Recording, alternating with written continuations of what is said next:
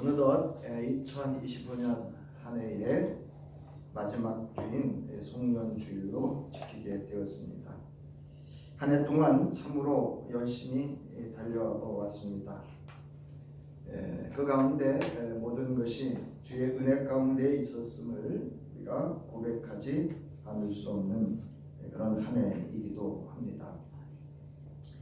2025년 한 해를 시작할 즈음에 마음을 가다듬고 우리는 새롭게 시작을 하였습니다. 한 해를 여기까지 살아오는 동안에 내가 생각하고 뜻했던 바가 이루어진 것도 또 성취되어진 것도 있지만 그러하지 못한 것 또한 많은 것 같아서 아쉬움과 후회함도 남는 그런 한 해이기도 합니다. 자, 그런가 하면 예상하지 않았고 뜻하지 않았던 사람이나 일, 사건이나 상황을 만나서 당황하기도 하고 때로는 마음의 아픔과 상처와 보다 더 큰 인생의 수고로움을 그 수고로움 속에 괴로움과 함께 어려움을 겪기도 한 그러한 한 해이기도 하였습니다. 이러한 고난은 내 인생에 있어 손해를 보는 것 같지만 다윗은 고난은 내게 유익이었다 이렇게 고백을 하고 있습니다. 여러분 지금까지 제 이야기를 한 게 아니고 우리 모두의 이야기를 지금 한 겁니다. 시편 119편 71절 우리 함께 읽겠습니다. 시작. 고난을 당한 것이 내게는 오히려 유익하게 되었습니다. 그 고난 때문에 나는 주님의 윤례를 배웠습니다. 우리가 이제 위대한 인물 또는 역사나 또 우리 시대에 있어서 좋은 선한 영향력을 주는 사람들의 특징이 고난이 크거나 많았다라고 하는 걸 알 수가 없습니다. 고난이 없이 어떤 자리에 이렇게 앉게 되면 고난을 경험해보지 못한 사람은 다른 사람의 삶이나 또는 사람, 상황이나 사건들을 잘 이해하지 못합니다. 그래서 오히려 뜻하지 않은 상황들을 만들어서 다른 사람들을 불편하게 하거나 어려움에 처하게 하거나 고난 중에 빠뜨리게 하는 지도자로서의 역할을 할 수도 있습니다. 자, 바울은 고난 중에 자족하기를 배웠다 그랬어요. 여러분 유독 불평과 원망, 탓이 많은 건요 자족하기를 배우지 못해서 그래요. 먼저 자기가 자기 스스로에게 만족하지 않습니다. 열등의식이라든가 또는 삶의 어떤 사건이나 이런 것들이 자아를 존중하는 자존감을 가질 수 있는 그러한 자족함을 배우지 못했기 때문에 그러한 성향이나 경향이 나타날 수 있습니다. 자, 바울은 고난 중에 자족하기를 배웠다 했고 고난 가운데 하나님의 위로와 구원을 경험하였다. 자신이 죽음에 이르는 지경에서도 하나님께 오히려 소망을 둘 수 있었다라고 하며 고난의 유익함에 대해서 고백을 하고 증언하는 것을 볼 수가 있습니다. 그래서 바울은 자족하기를 배웠고 하나님의 위로를 경험했고 하나님의 구원하심을 경험했고 하나님께 더욱더 소망을 둘 수 있는 그러한 믿음의 견고함을 가져올 수 있었던 것이 바로 고난이었다. 그러니까 지난 한 해 우리가 성취하고 이런 것으로 우리가 감사하고 기뻐할 수도 있지만 그동안 뜻대로 또는 어떤 상황들이 내가 원했던 삶 또는 결과가 아니었지라도 그런 어려움과 고난 또 괴로움과 순환 속에서 오히려 내게 유익함을 주시는 하나님이 함께 하셨음을 믿고 위로받으시고 격려받으시고 새 힘과 소망을 가질 수 있기를 주의 이름으로 축원합니다. 그러면서 바울은 나에게 그러니까 내 스스로 그 고난을 통해서 내 스스로 살아가는 것이 아니라 내게 능력 주시는 자 안에서 내가 살아가야 함을 그는 깨달아 알았습니다. 그래서 빌립보서 4장 13절에서 나에게 능력을 주시는 분 안에서 나는 모든 것을 할 수 있다. 이것이 바울이 고난을 통해서 얻었던 그런 고난의 유익함이라 할 수 있습니다. 그러니까 여러분 세상을 살면서 내 실력, 내 능력으로 이루는 것들이 있습니다. 그래서 우리는 우리의 인생을 살아가면서 최선을 다 할 수 있어야 돼요.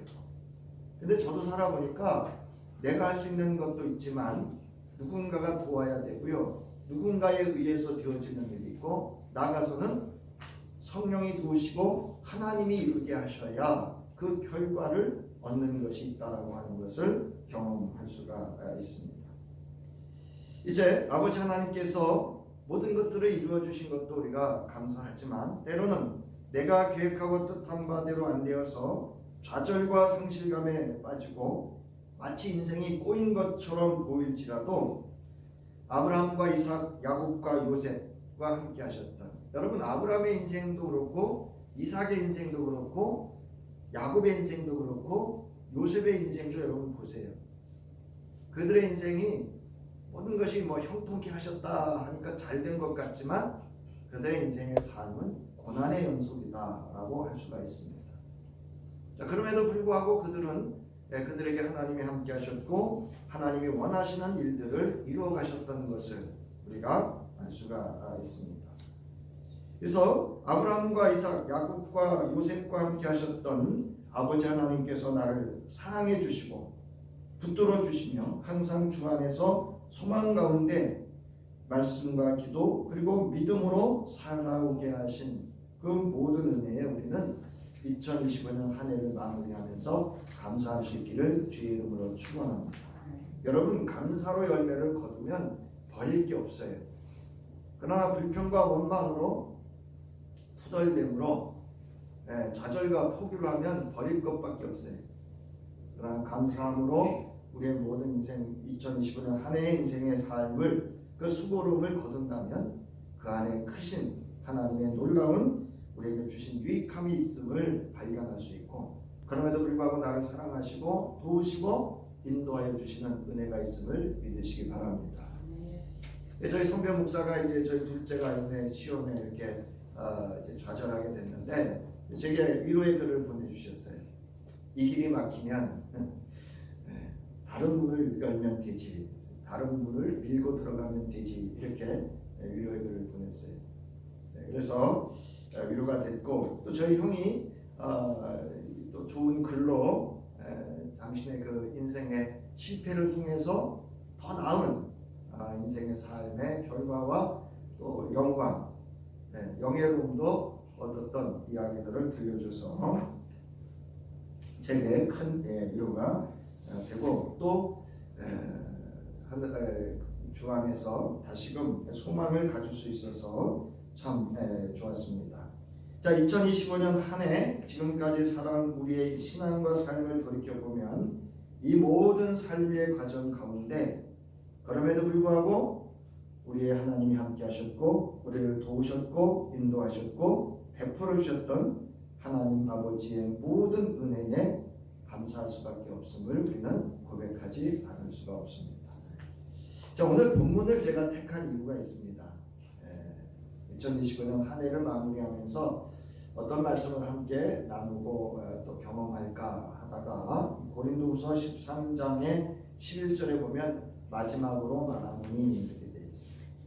그래서 올 한 해 이제 마지막 주를 보내면서 우리가 우리의 신앙과 삶을 성찰해보고 다시 한번 새해의 신앙의 결단을 할 수 있는 말씀이지 않을까 싶어서 오늘 본문을 택하기도 했습니다. 자, 오늘 본문은 고린도 후서입니다.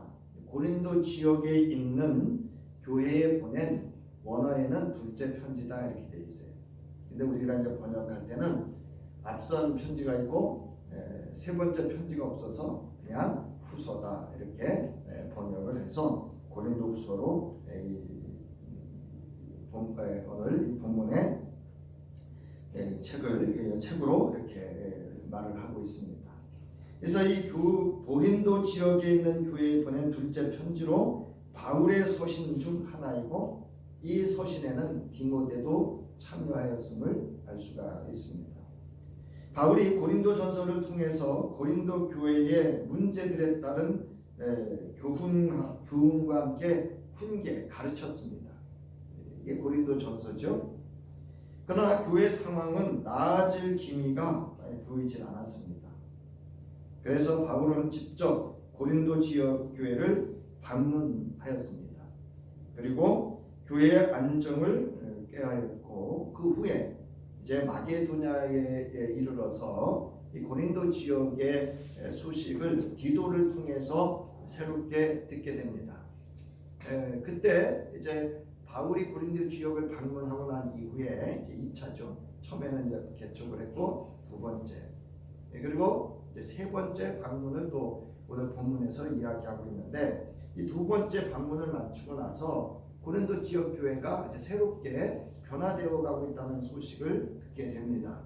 그런데 그럼에도 불구하고 교회 내에 아직도 여전히 남아서 교회의 영적 질서라든가 또는 영적인 그런 삶들을 신앙과 삶을 문란케 하는 거짓 교사들, 즉 유대인들의 유대주의자들이 여전히 이 신앙의 기독 신앙의 근간을 흔드는 일이 있어서 다시 이제 펜을 들어서 이 고린도 지역에 두 번째 서신을 보내게 됩니다. 이것이 고린도 후서입니다.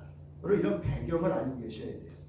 그래서 여전히 그 유대주의자들이 기독교 복음의 근간, 즉 예수 그리스도의 복음을 그리고 그리스도 공동체의 신앙과 삶을 흔들고 있었기 때문에 이제 바울이 그거를 경계해서 다시금 펜을 들고 교훈하는 그런 내용이 이제 오늘 고린도후서의 내용입니다.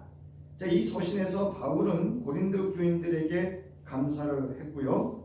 여전히 준동하고, 준동이라고 하는 건 이렇게 은밀히 이제 흔드는 거예요.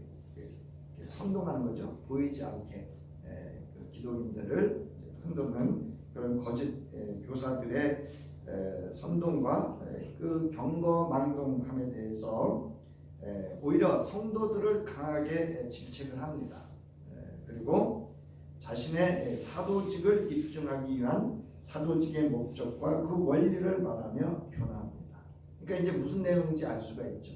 그러니까 이 유대주의자들이, 거짓 교사들이 바울의 사도권을 가지고 흔듭니다.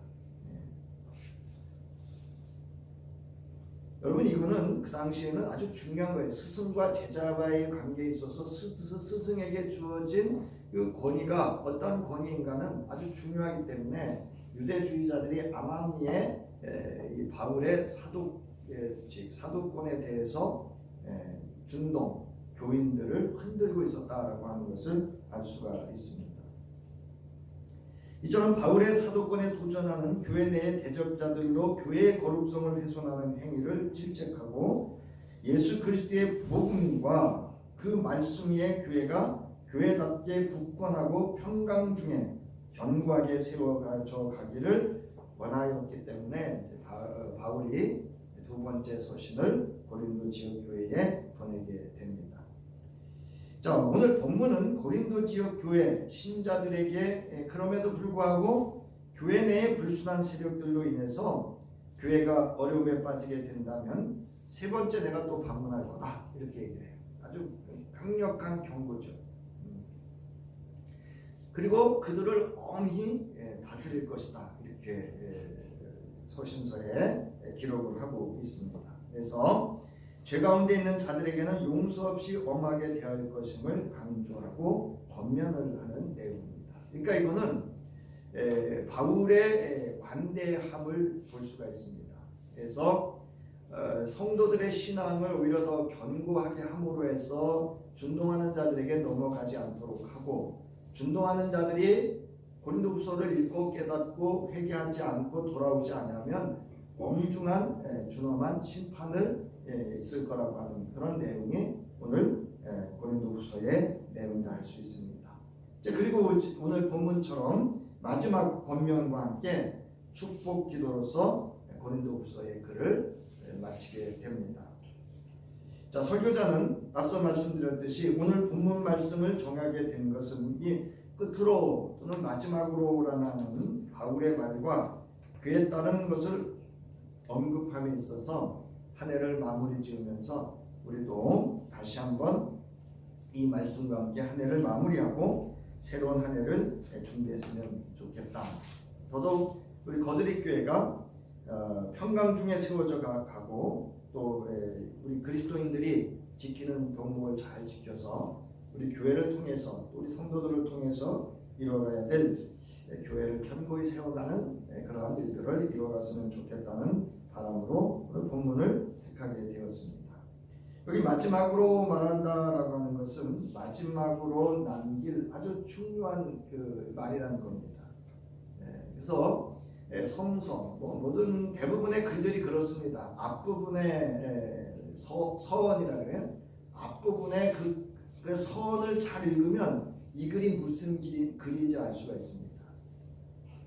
그래서 어떤 책을 보면 서원 맨 앞에 쓴 머릿말, 머릿글과 목차를 보면 이 책의 내용을 이렇게 알 수가 있습니다. 그리고 마지막에 어떠한 결론, 말을 글의 끝맺음을 갖느냐를 보면 그 책의 전반적인 내용을 알 수가 있듯이 이제 이 바울 서신의 공통점이 뭐냐면 앞에 강조하고 있고 뒤에 가서 마무리하면서 강조하고 있습니다. 그래서 이 본문, 오늘 본문의 말씀은 우리에게 매우 중요한 교회에게 그리고 교회 공동체 구성원인 성도들에게 주는 아주 중요한 메시지다라고 할 수 있습니다. 자, 오늘 이 바울의 이제 마지막 사실은 호소예요. 성도들에게 이것만은 꼭 지켜줄 것을 이제 권고죠. 권면은 설득해서 그렇게 하도록 스스로 하도록 하는 거고요. 권고는 그렇게 하지 않으면 안 되는 것을 권고한다 이렇게 말합니다. 그래서 오늘 본문은 권고와 권면이 함께 이제 들어져 있는 그런 내용입니다. 자, 바울의 이 서신을 받은 후에 이제 고린도 교회는 마음의 결정과 신앙의 결단을 내려야 했습니다. 여러분, 신앙은 결단이에요. 마음의 결단이고 신앙의 결단이에요. 마음은 의지야, 행동하는 결단이고요. 신앙은 신앙으로서의 행동을 위한 결단을 의미합니다. 그들은 바울의 사도됨에 대한 충분한 논증을 들었습니다. 거기 보면 논증이라는 단어의 의미를 제가 찾아놨는데 옳고 그름에 대해서 그 이유나 근거를 들어서 바울이 이제 명확하게 내가 사도인다고 하는 것을 그 사도권에 대해서 논증을 합니다. 자, 그리고 대적자들의 정체에 대해서도 이해하게 됩니다. 따라서 고린도 교회가 거룩한 교회로 그리고 평강 중에 세워져가는 공동체로 나갈 것인지 아니면 여전히 바울의 사도권을 의심하는 자들을 용납할 것인지 결단을 내림과 동시에 교회를 어떻게 하면 건전하게 세워져 가게 할 것인지에 대한 마음과 신앙의 결단을 내려야 했습니다. 이에 바울은 사도의 권위로 고린도 교회 형제 자매들과 우리 개역개정에는 형제들과 형제여 이렇게 되는데 요즘은 형제 자매로 이렇게 번역을 합니다. 마지막으로 결단을 촉구하고 이를 견지하도록 하면서 하는 그 내용이 이제 다음과 같습니다. 오늘 본문의 내용입니다. 첫 번째로 기뻐하라입니다. 따라하시기 바랍니다. 기뻐하라. 기뻐하라. 바울은 마지막으로 기뻐하라고 권고합니다. 이는 신앙생활에 있어서 매우 중요한 덕목이에요. 그러니까 우리 신앙생활의 생명력, 신앙생활의 근원은 기쁨에 있습니다. 예수께서 제자들에게 말씀하십니다. 요한복음 19장 11절에 보면 내가 너희에게 이러한 말을 하는 것은 내 기쁨이 너희 안에 있게 하고 또 너희의 기쁨이 넘치게 하려는 것이다. 그러니까 예수께서 내주하시는 예수가 나와 함께 하시고 있다라고 하는 것은 내 안에 뭐가 충만하다는 거예요? 예수로 기쁨이 충만하다는 겁니다. 자, 예수께서는 예수의 기쁨을 제자들 안에 주시겠다, 있게 하겠다 하셨고 제자들은 그것으로 말미암아 그 기쁨을 드러나게 할 것이다 라고 말씀을 하셨어요. 그래서 여러분 우리가 교회에 올 때는 좀 얼굴이 좀 편치 않더라도 나갈 때는 무슨 얼굴로? 환하고 행복한 모습으로 나가셔야 돼요. 나갈 수 있어야 돼요. 기쁨을 회복하는 게 예배고 교회 생활이어야 합니다. 우리의 신앙과 삶, 즉 신앙생활에 있어서 주 안에서 기쁨이 충만해야 합니다. 우리가 신앙생활에 영적 기쁨을 잃으면 영적 우울감에 빠지고 영적 우울증 증상이 나타나기 시작합니다. 그것은 불평하고 탓하고 판단하고 심판하기 시작합니다. 그러는 중에 영적 무기력과 불안과 부러움에 빠지게 됩니다. 그의 신앙과 삶은 무너지기 시작합니다. 그렇게 되면 영적 분별력을 갖지 못하고 거짓 가르침과 미혹의 영과 세상의 유혹에 이끌려가게 됩니다.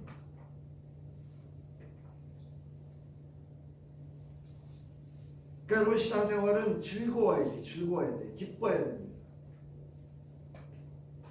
우리의 신앙에서 그리스도 예수 안에서 기쁨을 잃게 된다면 우리의 신앙과 삶은 곧 무너지게 됩니다. 그러므로 바울은 빌립보서 4장 4절에서 주님 안에서 어떻게 기뻐하라고요?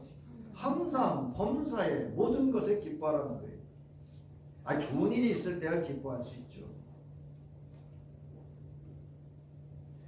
물론 저도 저희 둘째가 지금 이런 소식이 전해오면 전들의 실망, 자식이 잘 될 때 그 기쁨 여러분 아시잖아요. 자식이 이렇게 잘 안 되면 그 부모가 갖는 또 그런 게 있잖아요. 그러지만 기도 안에서 하나님께서 또 다른 일들을 저희 둘째를 잘 견고하게 잘 훈련시켜서 정말 이 시대에 필요한 그리스도인으로서의 교사로 세워가기 위한 과정이다. 이렇게 소망을 두게 되니까 감사하게 되더라고요. 자, 그리고 보세요. 주님 안에서 항상 기뻐하십시오. 그리고 다시 말합니다. 뭐 하라고요? 기뻐하십시오.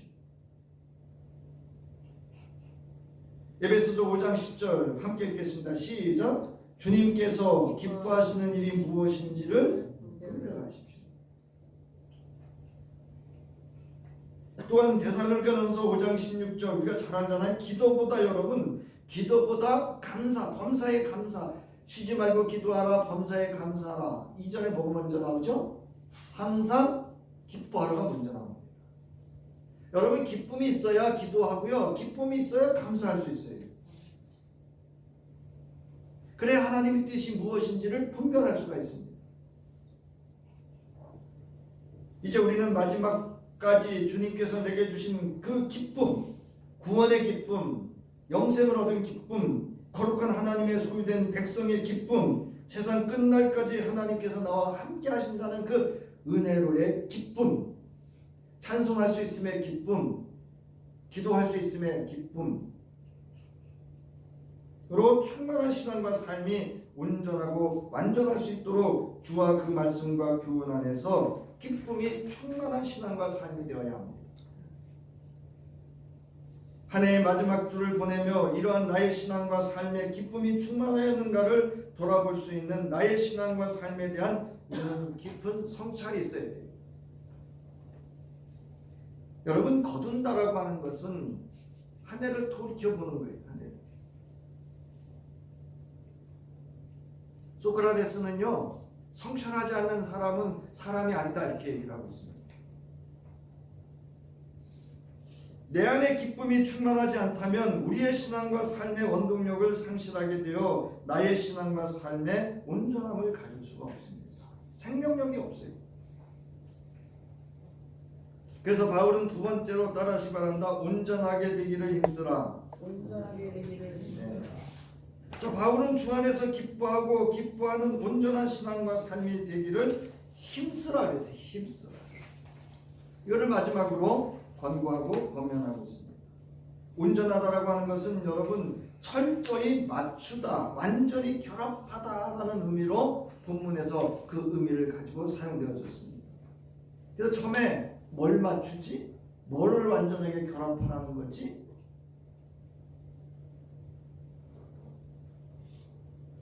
여러분 주 안에서 말씀과 교훈을 나에게 결합하여 철저히 그 말씀과 교훈을 맞추어서 인내하도록 힘쓰는 데 있습니다. 여러분 말씀과 여러분 성서는 말씀이 있고요, 교훈이 있어요. 말씀은 하나님의 근원적인 것이고요, 가르침은 그 말씀을 어떻게 실현할 것인가에 대한 교훈과 훈계가 있다고요. 이거를 맞추라는 거예요. 결합하라는 거예요. 그리고 인내함으로 이루라는 데 있습니다. 힘쓰라는 건 인내함으로 이루라는 거예요.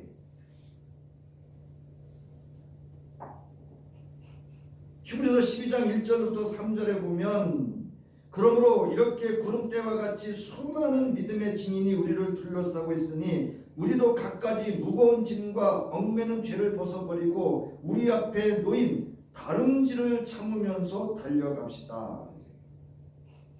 여러분 달려가는 게 쉬워요, 어려워요? 저 이제 못 뛰겠어요. 요즘 뛰는 게 또 대세라 가지고 걷다가 좀 평평한 길 나오면 뛰어보거든요. 못 뛰겠어요.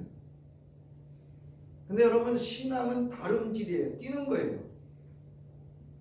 멈추면 문제 생겨요. 영적으로. 자, 그래서 믿음의 창시자요 완성자이신 누구를 바라보라고요? 여러분 예수 바라보세요. 여기 목사 바라보지 마시고 옆에 남편, 아내, 권사, 장로, 집사 여러분 바라보지 마시고요. 우리의 신앙과 삶은 오직 누구를 바라보며 있다? 예수를 바라보며 있어요. 여러분 사람 바라보면요 시험 들어요. 여러분 나를 도우시고 나를 구원하시고 나를 인도하시고 내게 영생 주시고 내게 영원한 하나님 나라의 백성 되게 하신 예수 그리스도를 바라볼 수 있는 신앙 되시길 바랍니다. 신앙생활도 마찬가지예요, 여러분.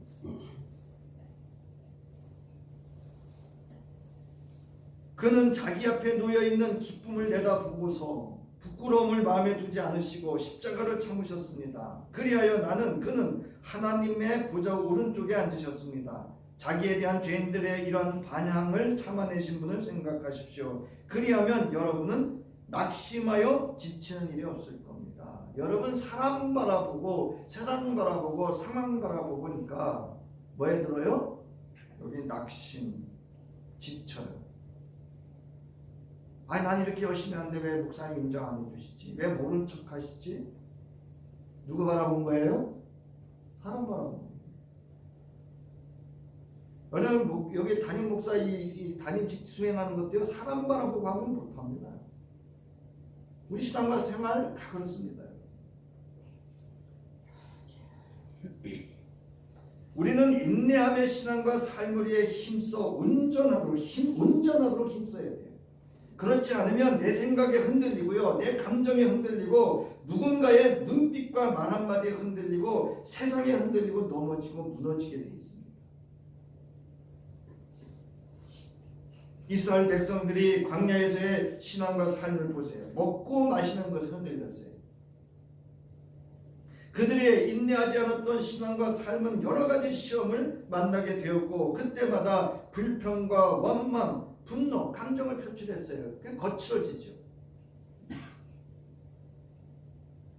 그렇게 앞세우다가 하나님께서 약속하신 땅에 여러분 들어갔어요? 못 갔어요? 못 들어가고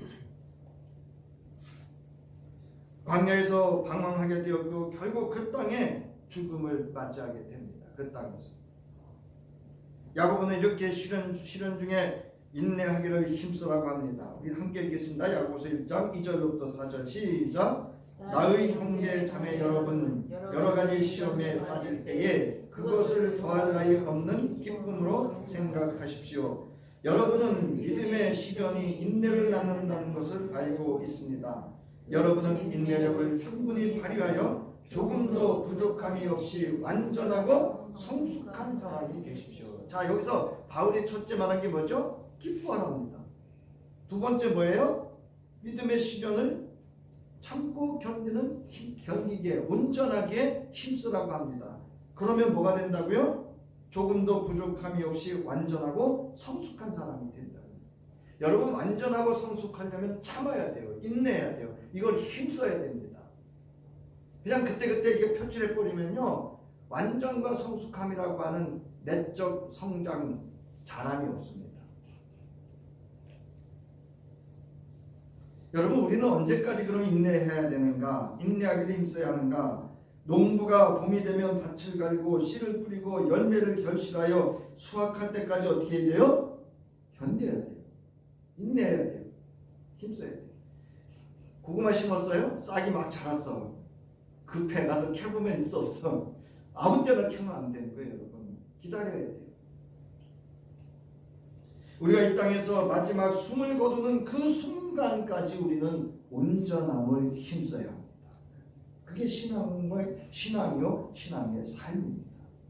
세 번째로 서로 격려하고 마음을 같이하고 따라하시기 바랍니다. 화평하게 지내야 돼요. 그러니까 화평하게 지내려면 서로 격려하고 마음을 같이 해야 된다 이 말이에요. 사실은 서로 화평하라 그런 뜻이에요. 여러분 격려하다는 단어의 의미를 보세요. 이 팔라칼레이스테라고 하는 헬라는 생기를 돋우다 용기를 주다 이런 뜻이에요. 이게 여러분 격려입니다. 위로입니다. 그래서 이거는 뭐냐면 서로 교회 구성원 간에 서로 열심히 권면하라는 거예요. 권면. 여러분 누가 교회 구성원 간에 실수하고 잘못하고 뭐 말 실수하고 언행에 실수가 있을 때 우리는 아유 왜 또 그랬네 뒤에서 이러잖아요. 그거 하지 말고 권사님, 집사님, 장로님 권면하라는 거예요. 여러분 저나 여러분이나 마찬가지예요. 저도 누가 지적하면 삐딱해집니다. 알아요. 그거 그렇게 하면 안 되는 거. 근데 사람 심보가요. 제가 지금 미숙해서 그런지 삐딱해져요. 여러분 사람을 변화시키는 건 여러분 지적 아니에요. 여러분 자녀들 키울 때요. 지적질하고 매댄다고 애들이 변할 것 같아요? 아니요. 아이들에게 설득과 감동을 줘야 돼요. 즉 권면을 해야 됩니다. 이해할 수 있게 해줘야 되고요. 기다려줘야 되고요. 그것이 부모가 정말 사랑하기 때문에 자기에게 기다려주고 참아주고 권면한다는 걸 알 수 있게 해줘요. 그러지 않으면요 아이들이 절대 변하지 않고 오히려 반항하로 자라고 저항하게 됩니다. 그 다음에 여러분 마음을 같이 하다라는 의미입니다. 이것은 어떤 의미를 가지고 있냐면요 저 이 단어의 의미를 이제 주석을 통해서 알게 되면서 사실 놀랐어요. 뭐냐면 항상 감정이나 성향도 하나로 하라는 거예요. 공동체 구성원의 감정, 성향, 즉 그 감정으로부터 나와서 행동하는 그 방향성, 기질 이런 것까지도 하나가 되도록 하라는 거예요. 여러분 우리 지금 여기 여러분이 계시는데 여러분의 감정이 다 같습니까? 다 다릅니까? 네? 다 달라요. 성향도 다 달라요. 어떤 상황을 보고 느끼는 감정, 그것을 해석하고 반응하는 태도가 다 다르게 돼 있어요. 같이 하라고 하는 건 뭐냐? 서로 이해하고 배려하라는 겁니다. 좀 내 생각하고 달라요. 내 해석하고 달라요. 내 삶의 방식하고 좀 달라요. 내 신앙관하고 좀 달라요. 그래도 어떻게 하라는 거예요? 그래서 내 감정이 불편하고 거기에 나온 내 태도가 달라질 수 있어요. 그러나 공동체 구성원을 위해서 하나가 되도록 하라는 거예요. 그래서 어떻게 하라는 거냐면 화평을 유지하라는 거예요.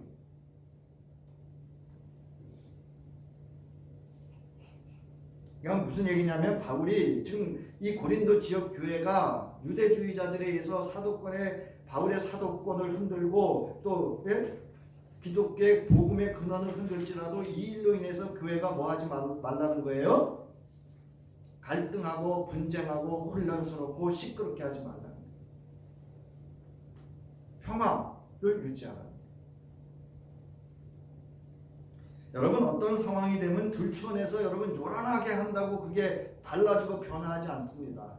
오히려 침묵이 더 큰 영향을 줄 때가 있어요. 우리 아이들도요 본인이 뭐 잘못한 거 본인들이 알아요 몰라요? 가끔 모르는 애들이 있어요. 모르는 어른도 있고요. 그러나 오히려 부모가 아무 소리 안 하고 있으면요 그게 더 큰 교훈과 삶의 방향을 바꿀 수 있도록 영향을 줄 수가 있습니다. 그래서 바울은 무슨 이야기인가 하면 감정이나 성향 나아가서 권면을 통해서 교회가 평화를 유지하도록 하라는 거예요. 그래야 교회가 어떻게 세워져 갈까요? 따라하세요. 평강 중에. 여러분, 평강 중에 교회가 견고히 세워져 갑니다. 참 신기한 게요. 우리 지방 내 교회가 이렇게 갈등하고 분쟁하는 게요. 저한테 들어와요. 참 신기해요. 그 교회 어느 교회는 뭐 어떻고 여러분, 공동체 구성원의 각기 다른 감정과 성향, 생각하는 방식이나 신앙의 신앙을 해석하고 신앙의 관점 이렇게 각기 다 다르다고, 또 신앙의 경험도 여러분 다 달라요. 여러분, 그거를 고려하라는 거예요. 배려하라는 겁니다. 이해하라는 거예요. 그래서 화평하라는 겁니다. 시기, 질투, 갈등, 분쟁 후에 화평하라는 시기보다는 이것도 중요하죠. 갈등과 분쟁이 있는데 그냥 뭐 수년간 그것 때문에 그냥 이게 서로 그냥 얼굴은 인사는 하지만 마음에 미움의 감정이 사로잡혀 있다면 그것도 화평을 해야 되죠. 그러나 그 일이 있기 전에 평화를 유지할 수 있도록 어떻게 하라고요? 서로 격려하고 감정과 성향, 태도까지도 하나가 되도록 하라, 이렇게 얘기하고 있습니다.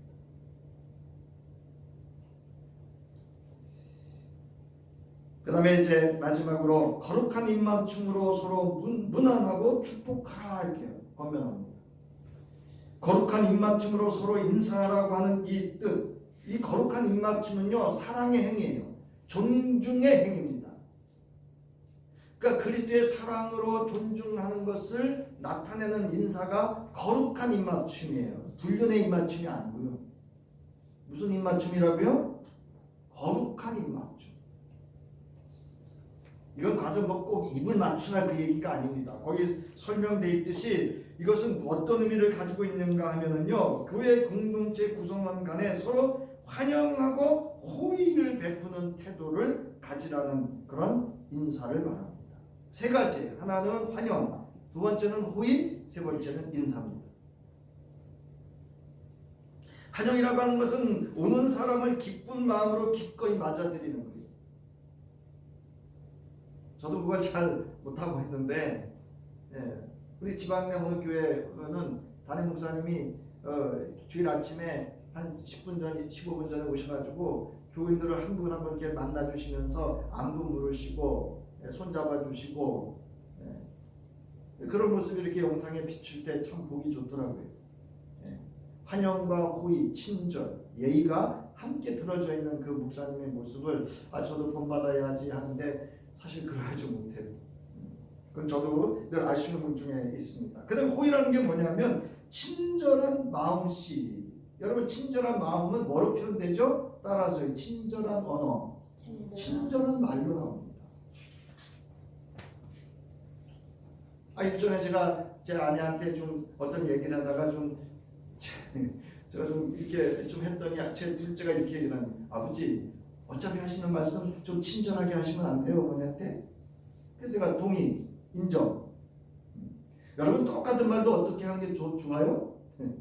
아시죠? 따라서 친절하게. 여러분, 이거 훈련하셔야 돼요. 이거 저도 안 돼요, 저도. 그래서 저 친절하게 말하려고 엄청 이렇게 지금 훈련을 하고 있습니다.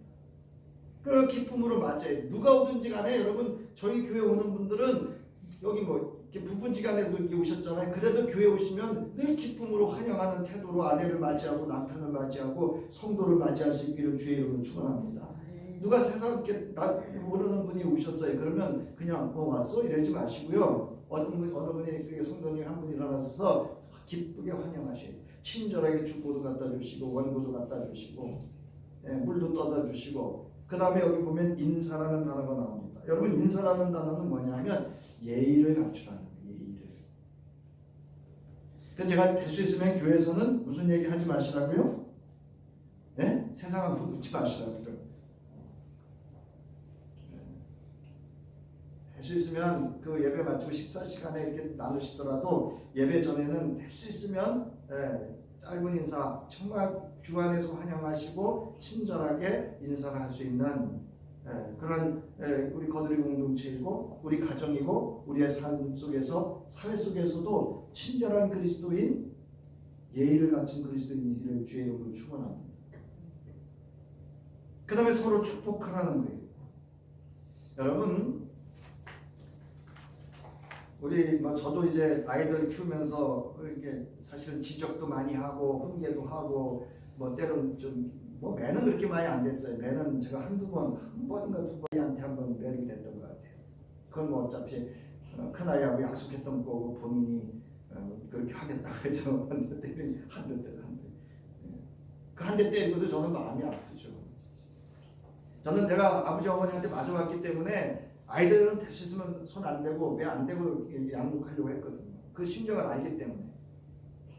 아무튼 여러분 우리 자녀들도 여러분 될 수 있으면 지적하고 훈계하지 마시고 축복해 줄 수 있기를 주의 이름으로 축원합니다. 그 동의를 안 하죠. 남편도 축복하고 아내도 축복하고 아멘. 담임 목사는 성도를 축복하고 성도는 담임 목사 축복하고요. 이웃도 축복하고요. 여러분 이웃의 자녀들을 향해서 아우 왜 그랬대 걔는 이러지 마시고요. 아유 그래도 어려워도 하나님이 도우실 거야. 하나님이 축복해 주실 거야. 이렇게 위로의 말 해주시기를 주의 이름으로 축원합니다. 여러분 축복해 주면요 어느 누구나 좋아하게 돼 있어요. 아니 내 자녀 축복해 주고 나 축복해 주는데 싫어하는 사람 있어요? 없습니다. 마치 오늘날 이게 교회에서 담임 목사가 강대상에서 예배 때만 하는 것으로 이렇게 제도화가 돼서 문제가 난 이건 문제라고 봐요. 물론 거룩한 행위예요. 예배 속에서. 그러나 여러분 오늘 여기 나와 있는 주 예수 그리스도의 은혜와 하나님의 사랑과 성령의 교통하심이 너희에게 있을지어다. 무리에게 있을지어다. 이거를요 여러분도 여러분 자녀에게나 아내에게나 남편에게나 이웃에게 할 수 있음을 믿으시기 바랍니다. 꼭 이렇게 손을 들고 안 해도 돼요. 여러분 기도할 때 그렇게 하시고요. 여러분 언어 속에서 이거 풀어서 얘기하시면 돼요. 여러분 예수 그리스도의 은혜가 함께 하실 거예요. 하나님이 도우실 거예요. 성령의 교통하심이 있을 거예요. 역사하실 거예요. 돌보실 거예요. 제가 이제 우리 평신도들하고 교제를 하잖아요. 우리 지방 장로님들하고. 장로님들이 좋아하는 게 뭔지 아세요? 지방 감리사가 축복해 주고요. 무슨 얘기인지 아시죠? 축복해 주시면 좋아해요. 여러분 교회 공동체 구성원이 서로 다 좋은 관계일 수만은 없습니다. 그러나 삼위일체 하나님의 보호하심과 인도하심이 있기를 서로 축복한다면 그 공동체가 복된 공동체가 될 줄로 믿으시기 바랍니다. 여러분 축복하는 공동체가 복된 공동체고요. 축복하는 가정이 복된 가정입니다. 그리고 축복하는 관계가 복된 관계인 줄 믿으시기 바랍니다. 이제 나가는 말입니다. 무엇을 새롭게 시작한다는 거 아주 중요합니다. 그것을 위해 생각하고 계획하고 이루어가고 성취하고 또한 성도는 기도하게 됩니다. 무엇을 마무리한다는 것도 중요합니다. 그것을 이루기까지의 모든 과정에 수고가 있어야 하기 때문에 그렇습니다. 참고 견디는 인내함이 있어야 하고요. 누군가의 격려가 있어야 하고 같은 마음을 품어주고 이를 견지해 주기도 해야 합니다. 그러나 결실은 내가 계획했던 대로만 되어지는 것은 아닙니다. 내 뜻대로 이루어지는 것도 있지만 아직 진행 중인 것도 있고 실패한 것, 포기한 것도 있을 수 있습니다. 이를 이루기 위해서는 나의 능력으로 성취된 것도 있지만 누군가에 의해 이루어진 것도 있고 하나님께서 이루어지게 하셔야 이루어지고 성취되는 것도 있습니다. 이제 한 해의 마지막 주 송년주일을 보내며 하나님 앞에 2025년 한 해에 나의 신앙과 삶에 대한 결산 보고서를 쓴다면 과연 저와 여러분 무엇을 보고하실 수 있겠습니까? 사랑하는 성도 여러분, 2025년 한 해 참으로 수고하셨습니다. 마무리한다는 것은 곧 새로운 것의 시작을 준비하는 것이기도 합니다. 2025년 한 해를 주 안에서 잘 마무리하시고 2026년 한 해를 새롭게 시작할 수 있기를 바라고 바울이 고린도 지역 교회에게 마지막으로 권면한 본문 말씀을 기억하는 신앙과 삶, 그 위에 성삼위일체 하나님의 서로 축복함이 있어서 2026년 한 해에 출발이 되어지고 아름다운 신앙과 삶의 결실이 있기를 주의 이름으로 축원합니다. 다 함께